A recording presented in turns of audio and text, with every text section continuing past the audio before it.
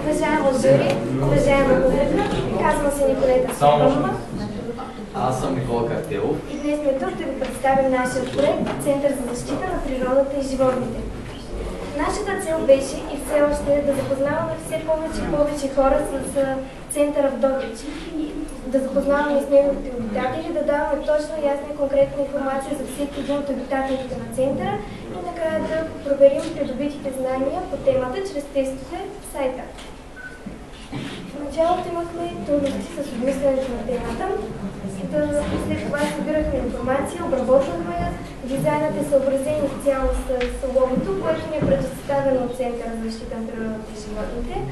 И накрая обработвахме видеята с Windows Learning Maker. Имаме страници, сме качили в YouTube.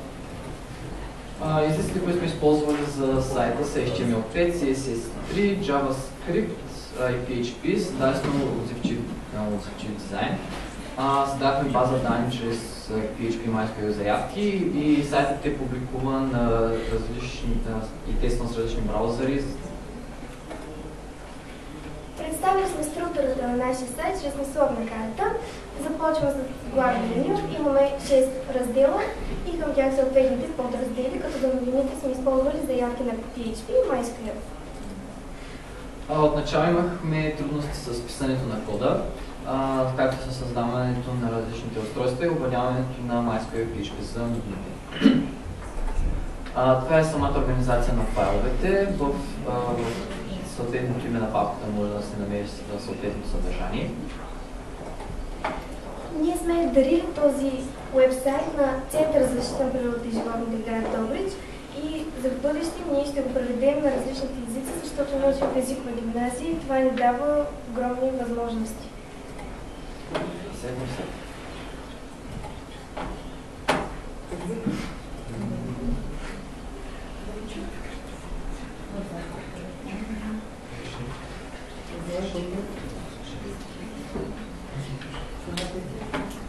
Това е нашият сайт.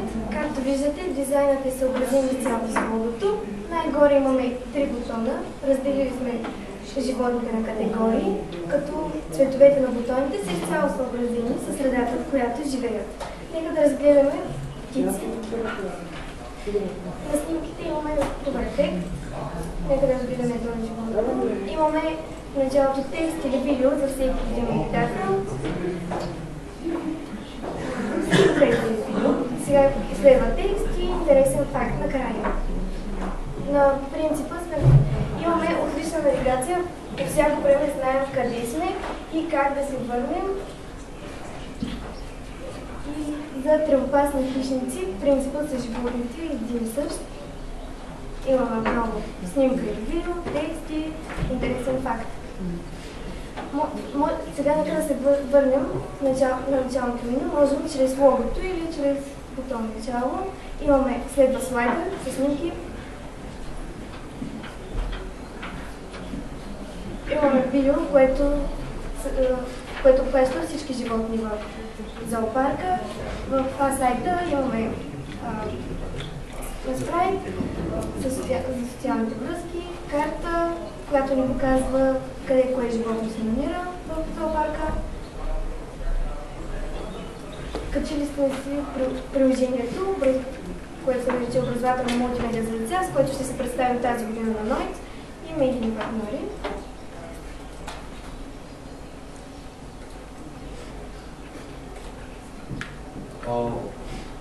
Както казахме, за новините имаме новини, съответно имаме съдържание, готов текст, дата, автор и съответно снимка.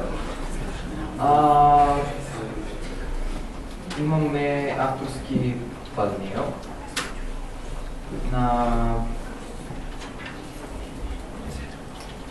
с който може да се добавят новините. Пишем заглавие, например, на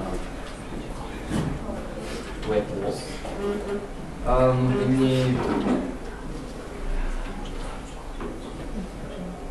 дата,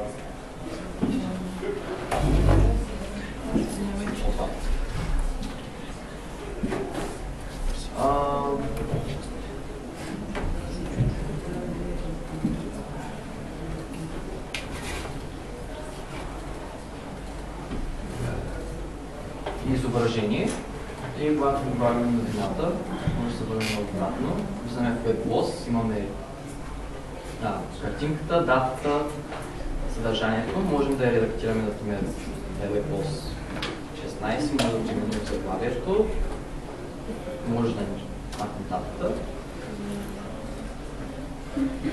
Ето това ще е същото.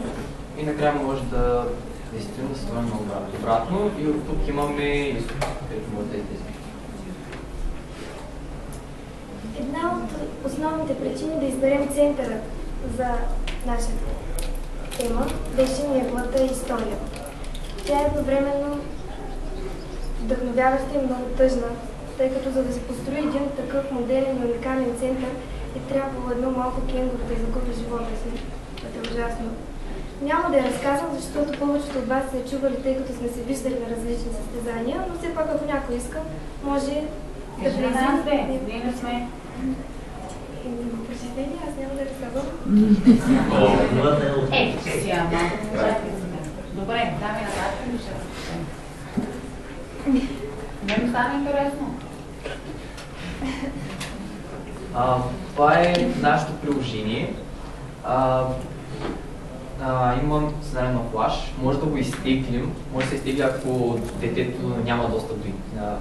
Когато детето няма достъп до интернет, може да се занимава с него.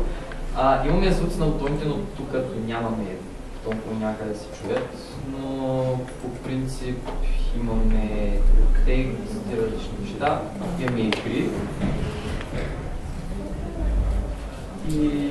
Това вие ли сте го правили? Да. Всичко е авторско и рисувано от нас. Имаме първата група е за нови знания по екология. Два пъти.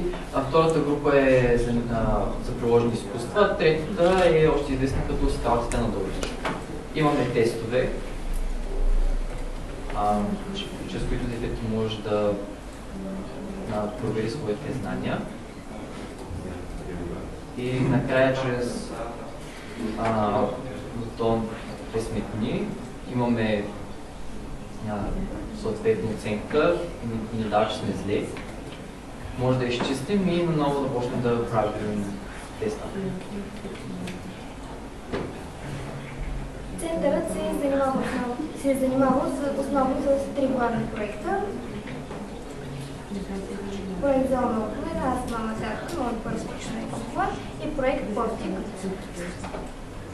Нека да се минем към галерията. Имаме вградена Lightbox галерия. Снимите си увеличава. Можем да ги сменим. Напред, назад, от 10. Тук имаме карта, къде се намира зоопарка в нашия град, имейл, връзка и работно време. Тук може да се свържем с зоопарка, да напишем нашето име, имейл адреса. Ще отговорят ли? Ще отговорят ли? Доколкото го познавате тях, като свърши доколкото ги познавате в центъра, като им изпратим имейл, да отговарят ли за нещо се отговарят на време? Да. Отговарят? Това е супер. Ние сме ударили на тях, т.е. те го ползват. И те ще го поддържат. Те го ползват.